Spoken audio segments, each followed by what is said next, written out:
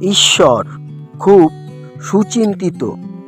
যখন তিনি আমাদের তার কাজের জন্যে যে কোনো এক নির্দিষ্ট পরিস্থিতিতে বা যে কোনো জায়গায় পাঠান, তার কোনো কিছুই কখনোই কাকতালীয় বা ভুল নয়।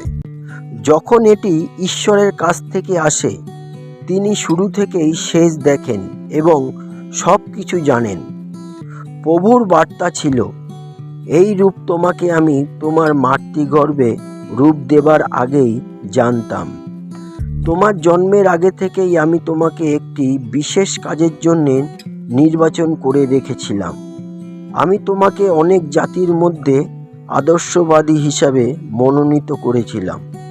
তোমাদের ইচ্ছা ও কর্ম যাতে তার মনের মতন হয়, তার জন্যেই ঈশ্বরই তোমাদের অন্তরের প্রেরণা যোগাচ্ছেন।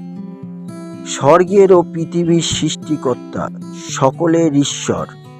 প্রভু, আমরা হারিয়ে যাওয়া ভবঘোড়া লোক সব সময় কি করতে হবে তা জানি না।